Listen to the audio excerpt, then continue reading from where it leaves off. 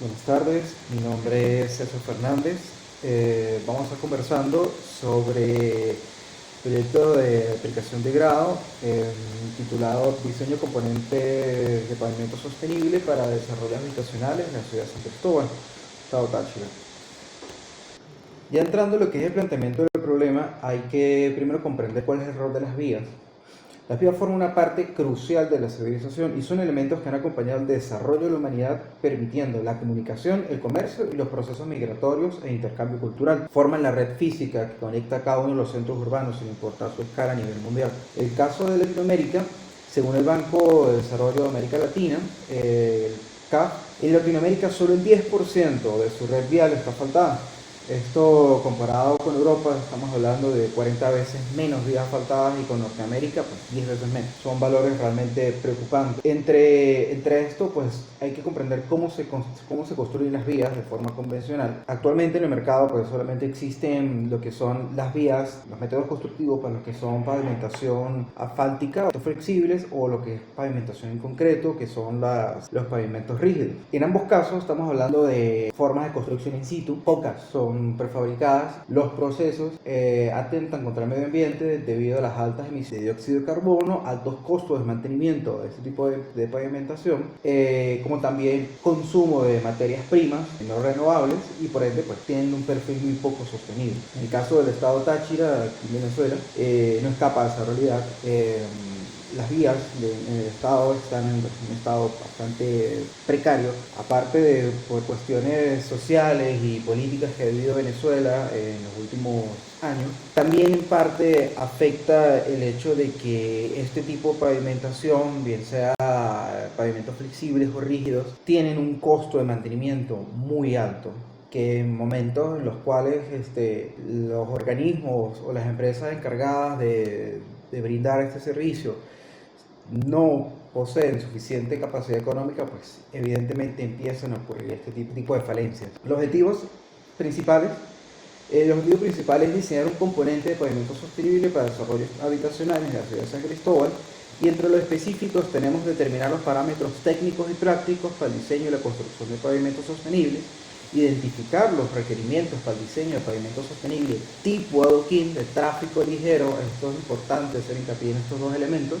en función de la disponibilidad de insumos convencionales y derivados de reciclaje, definir los criterios técnicos y prácticos y sostenibles para el diseño de la propuesta de pavimento para la construcción de desarrollos habitacionales en la ciudad de San Cristóbal y comprobar experimentalmente la propuesta diseñada del componente constructivo. El usuario final que estamos apuntando son los habitantes de los desarrollos habitacionales en San Cristóbal. Estamos buscando pues mejores vías, por ende mejores ciudades. Se propone un pavimento versátil, articulado, que pueda ser industrializable, al menos su capa de rodadura, garantizando así una masificación y con ella bajos costos, como también la accesibilidad tecnológica, reduciendo las emisiones de dióxido de carbono tanto en su fabricación, puesta en obra y posterior mantenimiento. Hay que entender que muchos cambios pequeños logran un gran impacto, y en sí lo que se quiere mejorar son los procesos de fabricación de las vías, la puesta en obra de las mismas, incluir criterios de sostenibilidad en el desarrollo de las vías. Eso no solamente en lo que respecta a los dos puntos anteriormente nombrados, sino también lo que es la manutención, que más adelante vamos a darnos cuenta que en función de los autores citados se puede vislumbrar de que realmente la sostenibilidad en las vías se enfoca más que todo en la durabilidad de las mismas y el fácil mantenimiento de ellas. Los constructos que vamos a ver en este momento de una manera muy breve son pavimentación, prefabricación y sostenibilidad. En pavimentación, pues primero hay que comprender que en sí que es un pavimento. El pavimento es una estructura, no difiere mucho de lo que se entiende como tal el concepto de estructura. Tanto un pavimento como un puente, un edificio, ambos son estructuras, ambos llevan un cálculo. Y la particularidad de los pavimentos es que son estructuras que están compuestas de capas, que la única finalidad que tiene es una circulación segura y en medida de lo posible cómoda. Hay que entender que el pavimento o esta estructura de capas es aquella que recubre lo que es el terreno o la explanada donde ésta descansa. Usualmente los materiales, bien sea para tanto pavimentos adoquinados como pavimentos flexibles, pavimentos rígidos, están Los áridos o agregados, bien sea piedras o arenas. En el caso de los flexibles, tenemos los betunes asfálticos y sus derivados. En el caso de los concretos, tenemos los cementos y cales. Y en todos pues participa lo que es el agua, y para efectos de esta investigación vamos a incluir lo que son los desechos y subproductos del reciclado.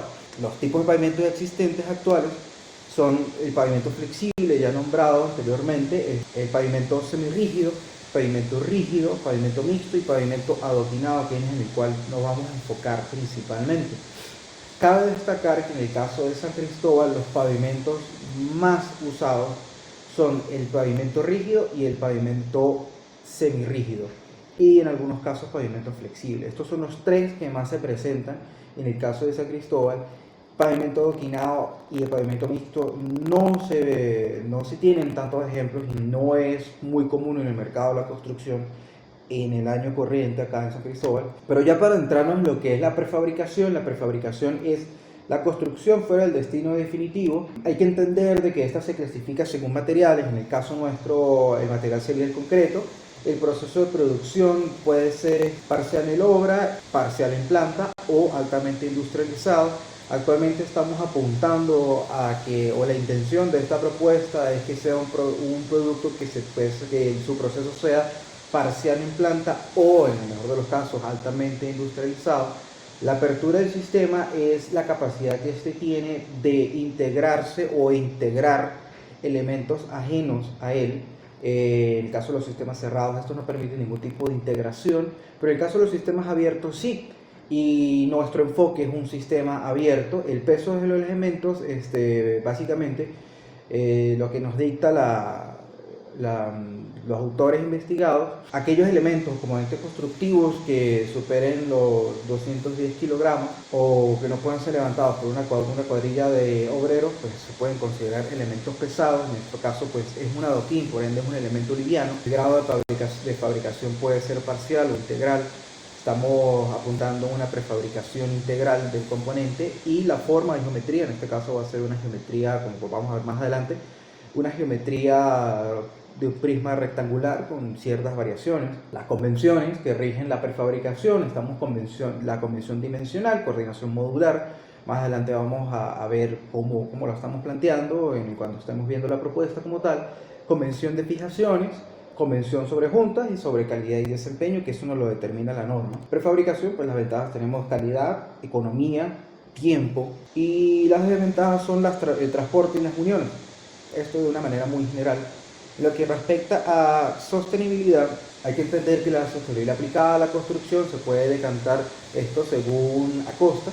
Se puede decantar en lo que es la extracción de recursos y los desechos de botes. Lo que respecta a la extracción de recursos, citar problemas o consecuencias como lo que es la extracción indiscriminada de recursos no renovables, que es una de las cosas que ya nombramos anteriormente, y el consumo energético, que esto es uno de los elementos que queremos, por medio de la prefabricación, poder mejorar o tener una mayor eficiencia en lo que es la fabricación y puesta en obra de los pavimentos.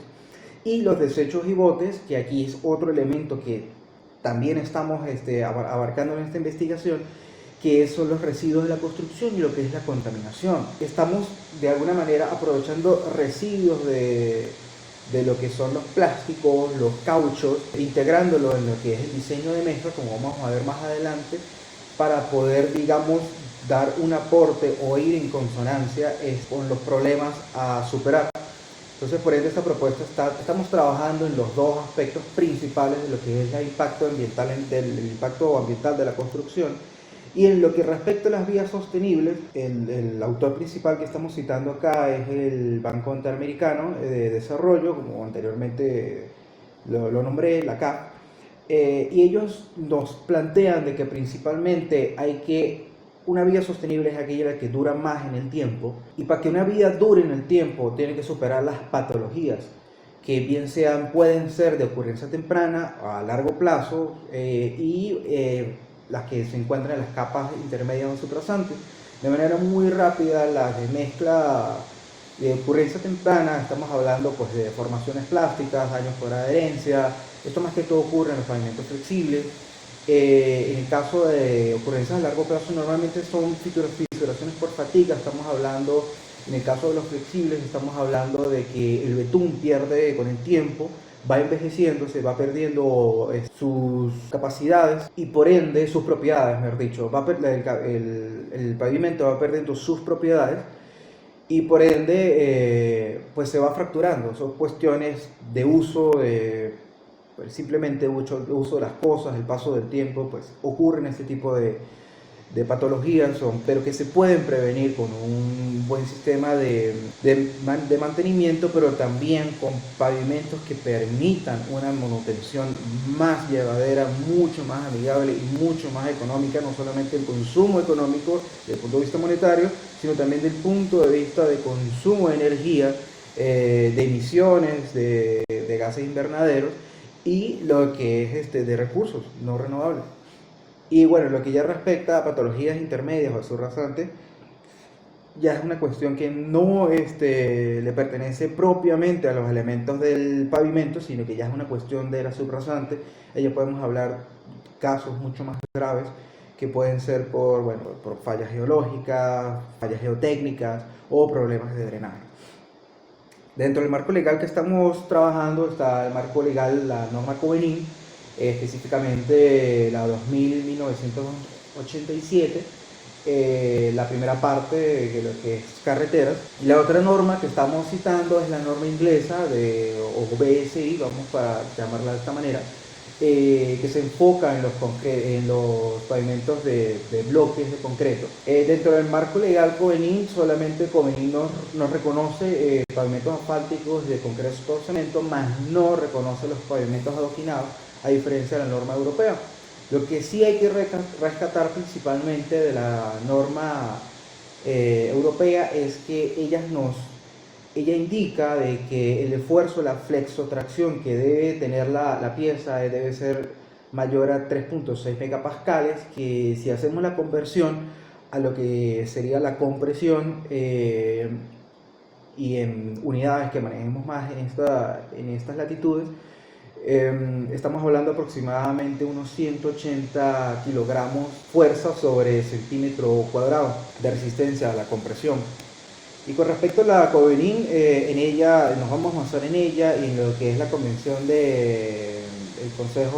convención del Consejo de Concreto Armado, para determinar lo que es la caracterización de los agregados y el tipo de mezcla a utilizar de concreto. Marco metodológico, tenemos una investigación tipo destructiva, con un enfoque cualitativo y una investigación de diseño experimental.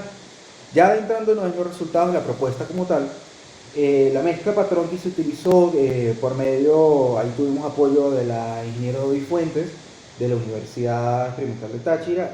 Ella nos asesoró en este aspecto, nos recomendó la mezcla patrón que vemos aquí en pantalla, con una resistencia a 180. Los materiales que estamos experimentando son el plástico ABS, que es acrolitrio butadieno estrineno.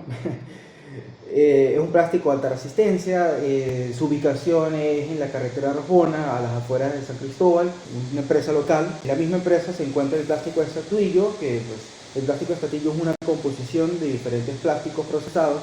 Entre estos tenemos el polipropileno, el polietileno, el ABS y el alto impacto. También es un plástico de alta resistencia. Acaba de destacar de que las partículas de este tipo de plásticos, como se ven en la imagen, son partículas irregulares, más que todo caras planas, muy alargadas, que más adelante vamos a ver cómo esto afectó el diseño de la mezcla y el comportamiento de la misma. El siguiente material con el cual vamos a experimentar es el gránulo de caucho G10. Tiene una múltiple aplicación, es un producto procesado, esto es puro caucho.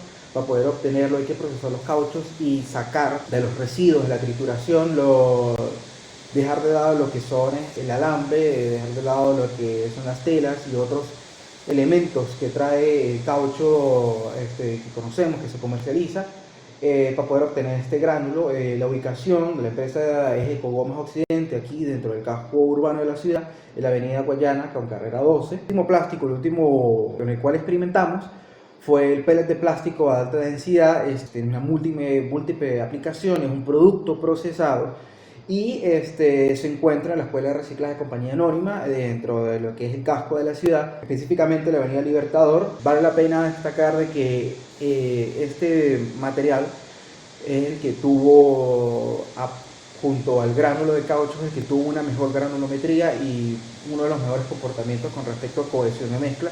Más adelante vamos a ver, como se aprecia en las imágenes, que vemos como el pellet de alta densidad, al ser un gránulo digamos regular, con un tamaño excepcional, que vendría siendo aproximadamente un diámetro de unos 2 a 3 milímetros por mucho, logró una buena cohesión de la mezcla.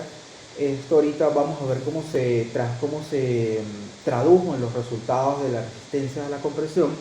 En el caso del plástico de estatuillo y ABS, en parte por problemas de densidad y problemas de granulometría, pues básicamente las partículas que se tienen actualmente de este tipo de plástico son partículas irregulares. Estamos hablando de caras planas, muy alargadas, que no logran una buena cohesión de la mezcla, y de hecho, como se evidencia en la foto, se aprecia cómo el cemento queda segregado en la parte, digamos, inferior. Y bueno, esta falta de cohesión afectó mucho, a pesar de ser un plástico de alta resistencia, afectó mucho lo que es el comportamiento de la mezcla. Sería interesante para investigaciones posteriores cómo sería un pellet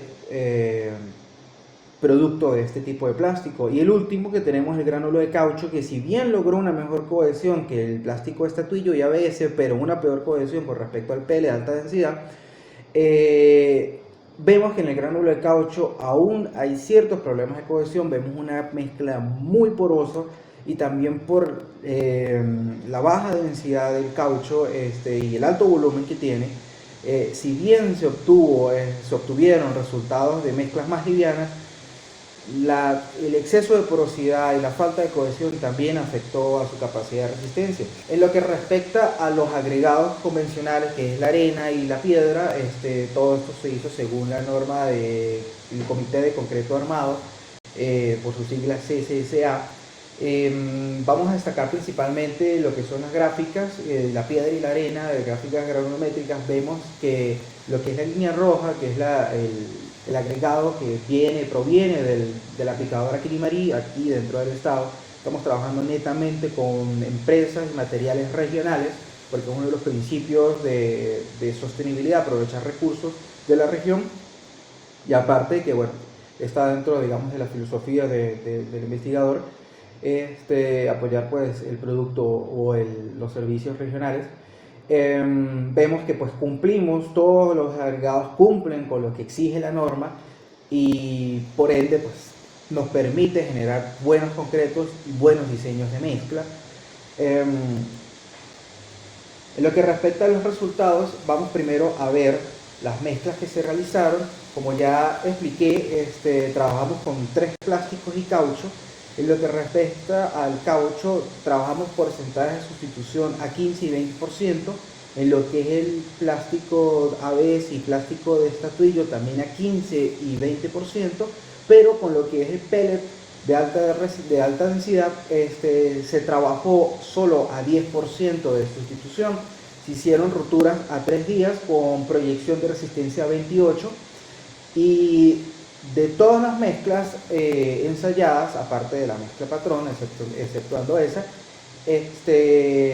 las únicas mezclas ensayadas que se estaban experimentando, la única que cumplió con la expectativa de los 180 kilogramos fuerza sobre centímetro cuadrado fue la mezcla con pellet de alta densidad a 10% de sustitución. Aquí se sustituyó 5% de arena y 5% de piedra. Esto nos permitió, esta sustitución, digamos, equilibrada o balanceada, permitió una buena cohesión, permitió cumplir con los resultados que exige la norma inglesa. Y también cabe destacar de que se recomienda no excederse del 10% o 12% de materiales de experimentación para sustitución de agregados finos y gruesos, debido a que a medida que aumentábamos la sustitución de agregados, la resistencia bajaba y la cohesión de la mezcla empeoraba. En un gráfico aquí de resumen vemos en lo que es la barra roja, que es el peso. vemos que la mezcla control obtuvo un peso aproximado de unos 310 gramos y en el caso del pellet de 10% obtuvimos una mezcla mucho más liviana de unos 240 gramos. Las probetas de 5 por 5 por 5 centímetros son cubos, probetas cúbicas, como se vio en las fotos anteriormente. La barra morada es la proyección de resistencia de los 28 días. Vemos que pues cumplimos con los 180 tanto en mezcla patrón como en pellet, y en el caso del resto de mezclas solamente la estatuillo a 15% fue la que obtuvo un porcentaje de resistencia de un 62%, pero sigue dejando mucho que desear. Por ende pues se recomienda totalmente la utilización del pellet a 10% de sustitución.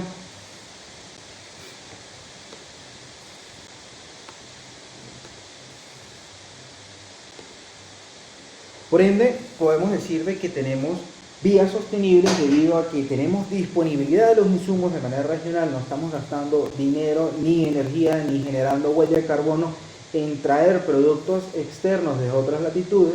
Estamos trabajando con mezclas frías a base de agua. Eso significa que estamos prescindiendo del petróleo y productos derivados del petróleo que tienen comprobados una alta huella de contaminación. También esto nos permite tener mayor manejo o mayor facilidad en el manejo de los moldes para prefabricación, y obviamente pues estamos hablando de prefabricación y por ende racionalización tanto de dinero, de tiempo, energía, recursos y varios elementos en general. En lo que respecta al diseño de la pieza, hay que estar consciente de las partes del sistema al cual debe integrarse. En el caso de las vías adoquinadas, a diferencia del resto de las vías, son vías que sí o sí deben tener unos bordes de confinamiento. Si bien comparten el resto de las capas que siguientemente vamos a explicar, nos damos cuenta que en el caso de los pavimentos adoquinados, en lo que es la capa de rodadura, se incluye una capa de arena propia, única de los pavimentos adoquinados, la cual permite la buena trabazón, permite también el buen comportamiento y la repartición de las cargas. Más adelante vamos a explicar cómo funciona esto. Lo que respecta al borde de confinamiento, son elementos cruciales en los pavimentos adoquinados, los cuales tienen que ir sí o sí, y su función es simplemente soportar las cargas horizontales, y su finalidad es mantener la trabazón de las piezas y evitar la apertura de las juntas. Idealmente deben presentar una cara vertical frente al adoquín que tienen, valga la redundancia, frente a ello, y tener una profundidad de al menos 15 centímetros respecto a la cara inferior de los adoquines. En la caracterización o categorización de las vías, según la norma BSI, anteriormente ya hablamos de ella en el marco teórico, ella la clasifica básicamente de C0 a C4. En nuestro caso es el C4 y C3, que estamos hablando de calles que van de 0 a 4 vehículos pesados por día o de 5 a 14 vehículos pesados por día. Cabe destacar que lo que se entiende como vehículo pesado es un camión con uno o más remolques, vehículos articulados y especiales y vehículos destinados al transporte de personas con más de 9 plazas.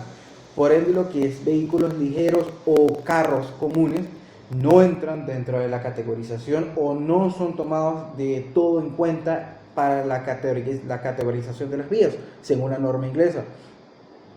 Las bases que componen un pavimento adoquinado está la explanada, que es el terreno como tal donde se soporta o descansa la estructura o el pavimento. Está la subbase, que su finalidad es dar una capa firme, una base, un cimiento uniforme en la cual poder constituir una plataforma de trabajo. Luego está la base, que su función es eminentemente de resistencia y constituye el elemento principal portante de la estructura del pavimento.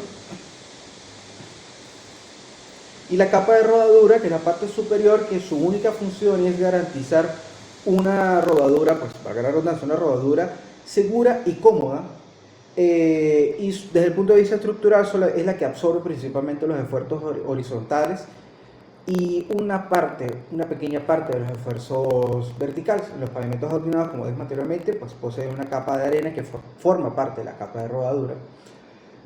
Los criterios de la escogencia de las capas a necesitar, según el manual del Euroadoquín 2004, que a su vez se basa en la norma inglesa, primero hay que caracterizar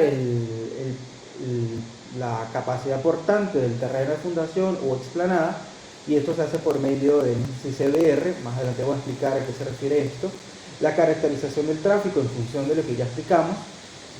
La caracterización de las condiciones externas, bien sea por temperatura, pluviometría, drenaje, y pues se presentan las soluciones para cada combinación de factores básicos.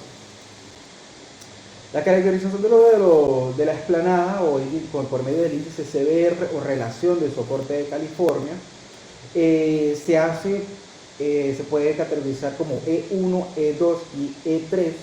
Se entiende como E1 como una explanada deformable, estamos en el peor de los casos, y tiene un índice de CBR del 5 al 10%. Las explanadas E2, que son explanadas poco deformables, tienen un índice de CBR del 10% al 20%, y explanadas tipo E3 tienen un índice de CBR mayor al 20% y son explanadas muy poco deformables. Este es el mejor de los casos. Y según las tablas del American Block Pavements, o los bloques de pavimento americanos, para poder discernir si se van a utilizar bases o subbases, se puede intuir de la siguiente forma. En esta tabla podemos ver que tenemos el tipo de explanada y el tipo de tráfico. En el caso nuestro, que estamos trabajando con C3 y C4, nos explica que en el caso de E1, que es el caso más desfavorable, vamos a necesitar solamente una base. En el caso E2, que es un punto medio, vamos a necesitar una base con una subbase, y en el caso del E3 vamos a necesitar una base, esto según el criterio de la norma. Los espesores tentativos para cada capa se utilizan estas tablas, pero en el caso nuestro, que es el C4 y el C3, nos indica que son los casos M y A, según la transcripción que hacen acá. Por el tipo de proyección de línea, estamos hablando que vamos a tener un espesor mínimo de 15 centímetros en la mayor parte de los casos, bien sea en bases y subbases granulares, o en caso de bases estabilizadas con cemento, igualmente vamos a tener un espesor mínimo de 15 centímetros en cada una de las capas. Esto no aplica para la capa de rodadura. En lo que respecta a la forma del componente, estamos hablando de las formas posibles. Estamos trabajando con un adoquín clásico, más que todo para garantizar un proceso de producción más sencillo y factible, y también para aprovechar los tipos de trabazón ya comprobados. En este modelo 3D podemos visualizar cómo es la propuesta del adoquín. Estamos hablando de un adoquín forma clásica, rectangular, con la particularidad de que posee un biselado en las caras, posee también este orificio para poder garantizar una fácil remoción para labores de mantenimiento, y también tenemos esta cara ondulada, que esta pieza tiene la particularidad de que permite, del mismo componente, dependiendo de la cara que se use, la cara vista que se usa al momento de aplicar, permite dos tipos de superficies. Permite una superficie lisa, en el caso de vías o sectores de la vía donde pues los vehículos puedan transitar a velocidades un poco más altas. Igualmente la mezcla pues tiene un acabado rugoso, para poder garantizar un buen agarre. Y en el caso de las zonas previas a pasos peatonales o zonas de cuidado, se aplica el componente por esta cara vista ondulada, y esto con la intención de generar un cambio de textura, y también para poder hacer un efecto de coerción al conductor a llevarlo a que se maneje en velocidades más reguladas. Como ya venía diciendo, es una forma clásica. Las dimensiones son 25 centímetros de largo por 12.5 de ancho y 6 centímetros de alto. Tiene un biselado para poder garantizar un mejor acople. El punto de agarre es lo que sería este orificio de forma circular, y la parte inferior está compuesta por un diseño ondulado que la onda no supera el centímetro de amplitud. Y bueno, ya hablamos sobre lo que es la finalidad de este texturizado. Se usa la forma clásica para aprovechar los modelos de trabado. El modelo y la colocación están interrelacionados. Está comprobado, según la norma del Eurodoquín o la norma BSI, la norma inglesa, de que el trabado en espina de pez, como ven en esta gráfica, es la que genera una mejor repartición de cargas y por ende un mejor comportamiento del pavimento.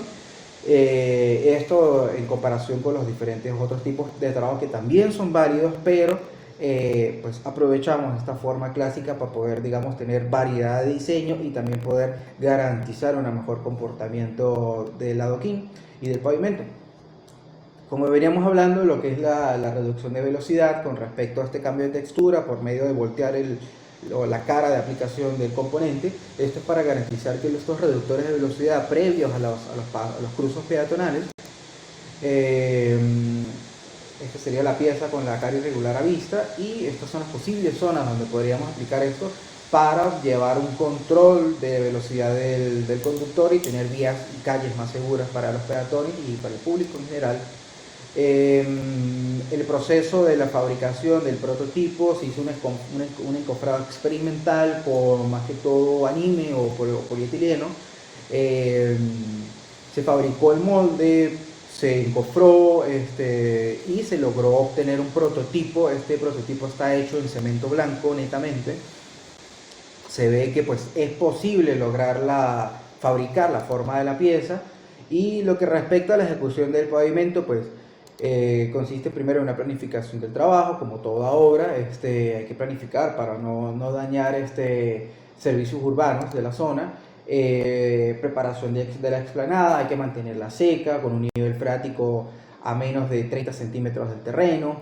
El índice CBR de la explanada, el espesor mínimo de la explanada seleccionada en función del índice CBR. En el caso de un índice de CBR mayor a 5%, estamos hablando de un espesor de explanada compactada de 15 centímetros, y en el caso de índices de CBR menores a 2%, se recomendaría una estabilización con cemento y una compactación y una explanada de al menos 30 centímetros. La extensión y la compactación de las subbases tiene que hacerse por tongadas para mantener un espesor reducido de cada tongada, para poder garantizar un grado de compactación a lo largo y ancho de toda la vía, de toda la capa.